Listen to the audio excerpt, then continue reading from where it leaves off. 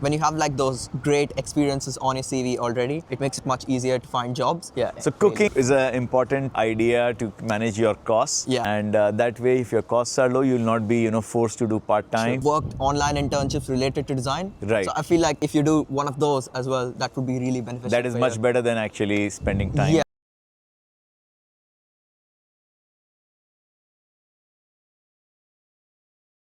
Welcome to Study Abroad with Piyush, and we have our friend Shreyas here with us. He's from Bangalore, studying at NTU. Thanks, Shreyas, for taking out time, brother.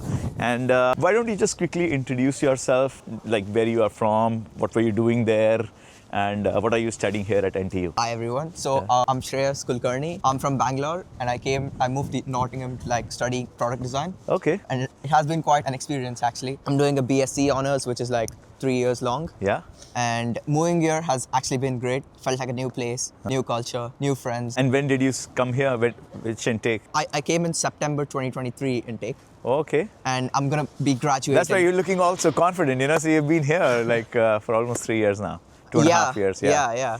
So you eventually get used to everything. Yeah. I'm gonna be graduating in 2 months. Yeah. I'm done with my final submission. Awesome. The difference I found in studying in university and school back in home is this is more application based. Yeah. We have real-time projects, industrial design projects, and we have field trips to certain places outside of Nottingham, and university funds that trips. Okay. So funds those trips. So it has been a learning experience in in real-time motion. So overall, you look quite satisfied with your time here. Tell us a little bit about when you were making the decision.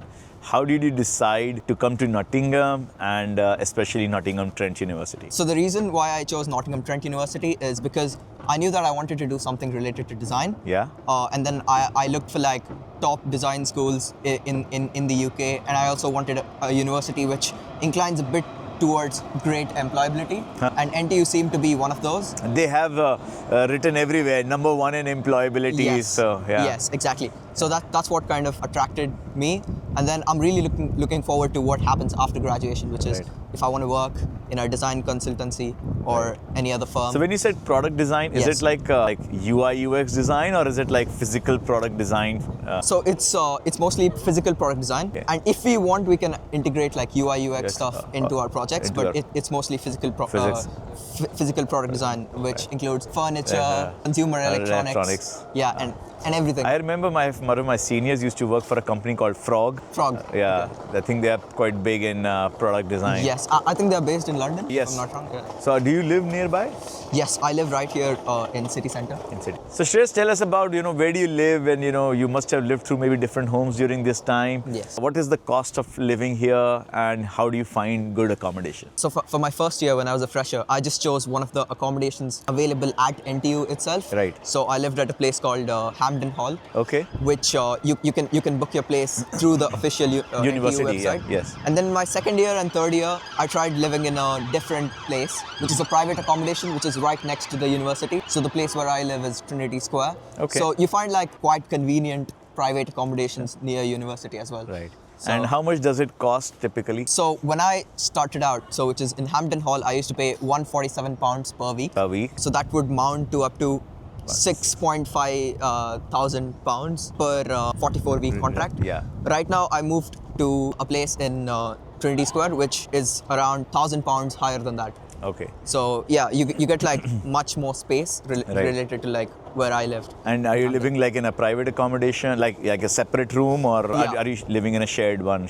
So in my second year, we had an individual room, but we used to share a kitchen. Now I live in a studio. Yeah, so that's what it is. That's what it is. And are you doing any part-time jobs? Are you focusing only on your studies? The plan was to do part-time for a while, but then I kind of stopped looking midway, and then I realized that I want to try and utilize that same time onto my course. Yeah. I felt like that would really benefit me. Yeah. So that's what I did. So as of now, only been working on my course. And do you find that your classmates and other friends, do they get part-time job easily, or is it difficult for them? So most of my friends, they grew up here in the UK. Okay. They had like part-time experience prior to even joining the university. Yeah. So I felt like when you have like those great experiences on your CV already, it makes it much easier to find jobs. But again, it's all up to preferences. I've had friends who work like entire night and then they live a different kind of lifestyle, and that is not the kind of lifestyle I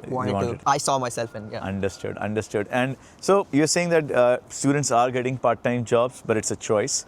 You might want to spend that time actually building towards your longer term career. Exactly. And that's the choice you made, and that's fantastic. I love people who are, thinking more long term, and because you're not here to do that part-time job really. You want to focus on making sure that longer term career is secured. Now, what is your, thought process on, how do you see, are you going to get a job here in the UK? Yeah, I have been trying to get a job in the UK. I've gotten feedback from industry professionals. Suppose an associate creative director at a consultancy, or like a design director, they kind of have looked at my portfolio and given me feedback, and then I've been working on them and then getting back to them. It's like a repeated cycle. Right. Yeah.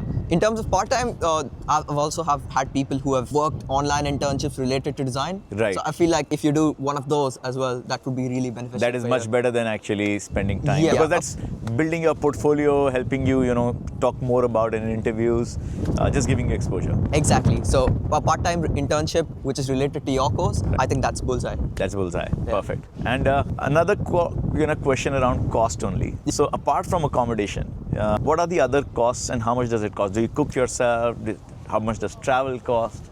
Yeah, my suggestion, one suggestion that I had would be learn cooking as soon as possible, because there is, like, without even realizing, there's a massive cost between you cooking at home and then you going out and then buying a meal deal at Tesco. There's like, you won't realize it at first, but then when you see your monthly budgeting like mount up like anything, you realize that. So whatever cuisine you are into, I would say buy a bulk of that and then just keep cooking that repeatedly. Yeah. So cooking is a important idea to manage your costs. Yeah. And that way, if your costs are low, you'll not be forced to do part-time. Sure. Yeah. And you can spend that time on learning and becoming better at what you're supposed to know. That's the whole game plan.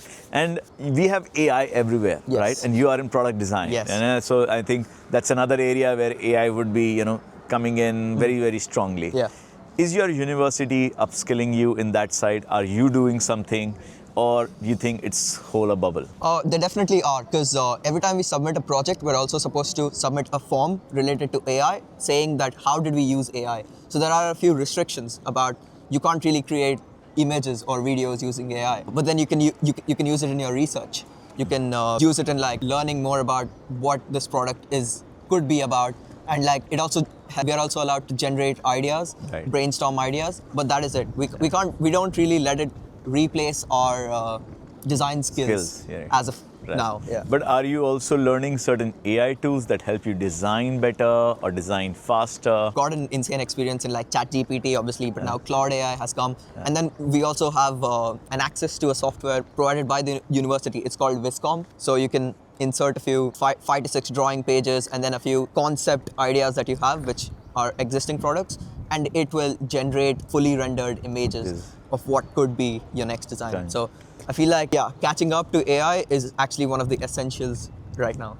And what's great is that the university is very open about it, and they're also giving you resources to practice. Yes. I think that's, again, guys, coming in, I think design careers in the future, it's not about copying or just generating garbage with AI, but blind slogging. So you need to be, but you should be able to use it to improve on, to create new versions, and to be able to kind of come out with something better. Exactly. Thank you so much, Shreyas, for your time, brother. And I know we've stopped you in your busy day, but thanks. And if you guys want to keep hearing from more students, their candid feedback on life in UK, studying here, the opportunities, and how AI is coming in to this new world of skills, do subscribe to our channel. And if you have any questions, put them in the comment. But thank you, Shreyas. Thank you so much for your time, man. And good luck for the rest of the day. Thank you. See you. So if you like this content, please subscribe to our channel, and I will see you all in the next video.